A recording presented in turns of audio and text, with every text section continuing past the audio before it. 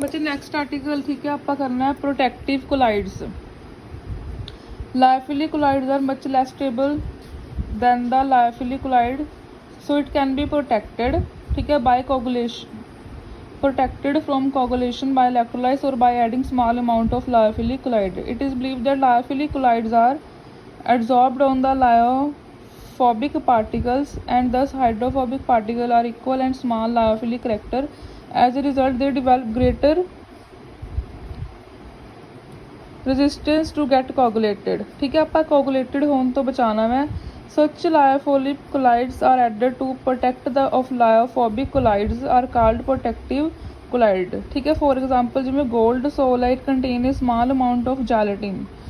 ठीक है जिहड़ी जैलेटिन है it require very large amount of NaCl electrolyte for the coagulation.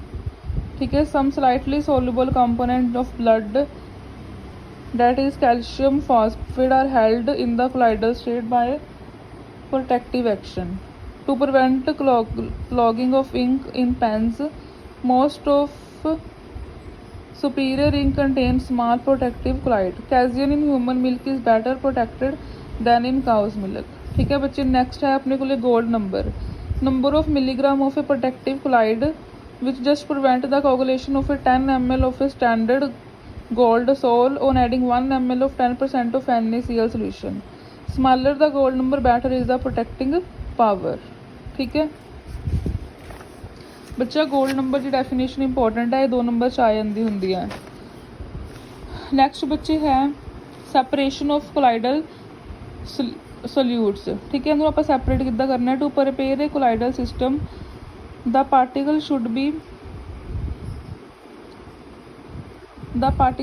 B in proper range of size। Lyophilic solution can be easily prepared by because their particles are like starch gelatin when added to the water swell up and spontaneously break down to the particle of colloidal range। next उस तो बाद है lyophobic sol can not be prepared simply by mixing with the dispersion medium and warming e.g. gold or silver or platinum। ठीक है breaking down the coarse aggregate into a particle of colloidal size, grouping the smaller particle।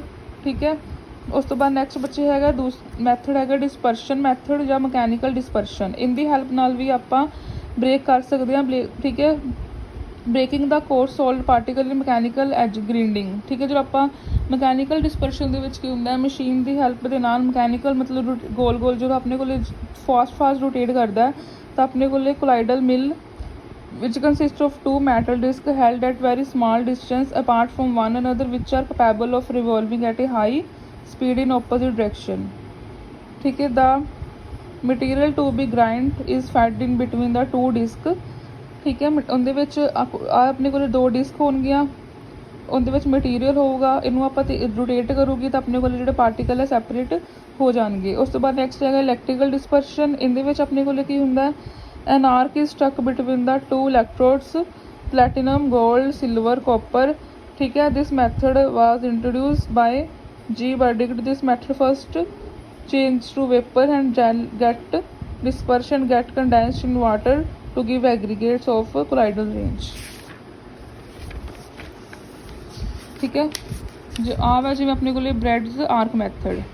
उस तो बाद next है पैप्टाइजेशन ਦੇ ਵਿੱਚ ਕੀ ਹੁੰਦਾ ਵਾ ठीक है reverse of coagulation is called peptization. जो अपने को कोगुलेशन का रिवर्स होंगे उदो अपने को कोलाइडल बनता है उस तो हम पैप्टाइजेशन होंगे है।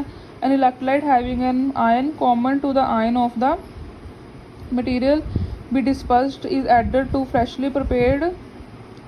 पैप्टाइजेशन action is due to the absorption of one of the ion of electrolyte thus giving the charged colloidal particle। ठीक है ਹੁਣ ਜਿਵੇਂ ਆਪਣੇ ਕੋਲ ਇੱਥੇ ਹੈ ਤਾਂ ਆਪਣੇ ਕੋਲ ਐਲੂਮੀਨੀਅਮ ਪੋਜ਼ਿਟਿਵਲੀ ਆਇਨ ਆ ਜਾਂਦੇ ਆ। ਉਸ ਤੋਂ ਬਾਅਦ ਨੈਕਸਟ ਹੈ condensation method.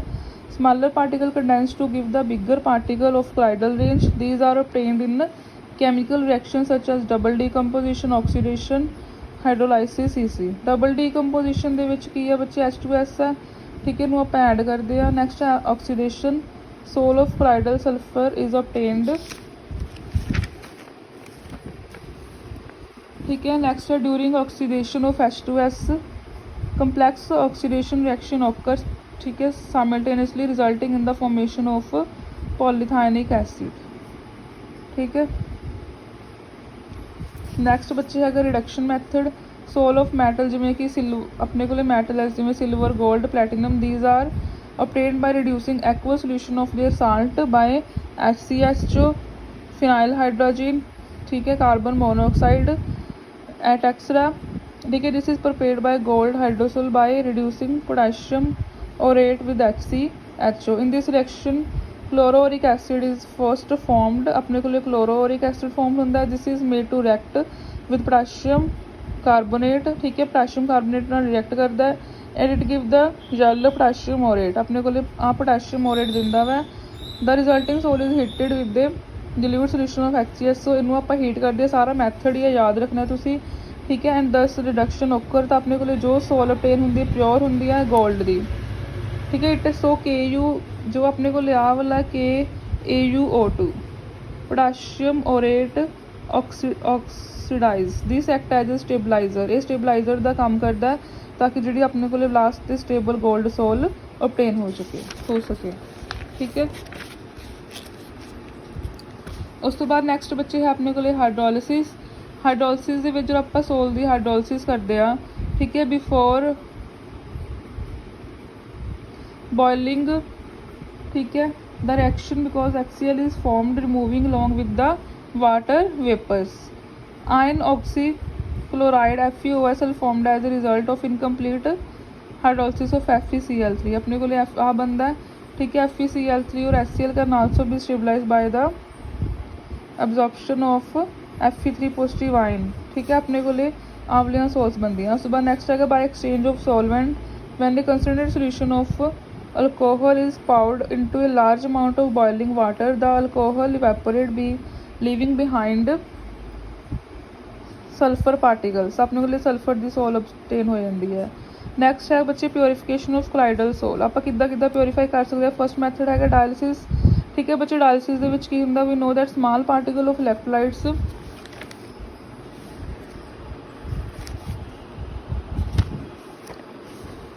Can pass through the percent and other fine membrane of colloidal particle। ठीक है, much larger cannot passed। So if a mixture containing the colloidal particle with electrolyte ions placed in a percent bag which is then placed in a water।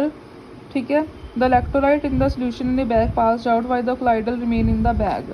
ठीक है, बच्चे तुसीं देखिया होना जिन्ना person की kidney fail हो जाती तो डायलिसिस की जाती है वेस्ट नू रिमूव करने वास्ते। The process of separating the colloidal particle from the true solution with the help of a membrane is known as dialysis. ठीक है, इनकी मेन डेफिनेशन यही है कि आप कोलाइडल पार्टिकल को सैपरेट करना ट्रू सोल्यूशन नालों with the help of a membrane. Membrane मतलब एक फिल्ट्रेशन की तरह काम करती है। This is known as dialysis. The process of dialysis is slow but can be made fast by applying electrical field. ठीक है, नैक्सट बच्चे है अल्ट्रा फिल्ट्रेशन। अल्ट्रा फिल्ट्रेशन की हैल्प के नाल भी आप प्योरीफाई कर सकते हैं कोलाइडल सोल नूं। इहदे विच अपने कोल की हुंदा कि ordinary filter paper have large pore size. ठीक है, so no filtration is possible but if pore size of filter is made smaller the size of colloidal particle then only electrolyte particle can pass but not the colloidal particle। For making such filtration process ordinary filter paper in the solution of gelatin or colloidal and subsequently hardening the formaldehyde। ठीक है, मतलब filter paper के size नूं आपां size नूं small करके आपां कर सकते हैं। ठीक है, उस तो बाद नैक्सट है colligative property of colloids. Colloidal particle have large size so far amount of solute in given amount of solvent the number of particle available are very less so that property जिमें कि delta F delta T B relative lowering in vapour pressure they are very small. ठीक है, but osmotic pressure है सिर्फ यही large property होगी। सो ठीक है, इनू आप डिटरमाइन कर सकते हैं।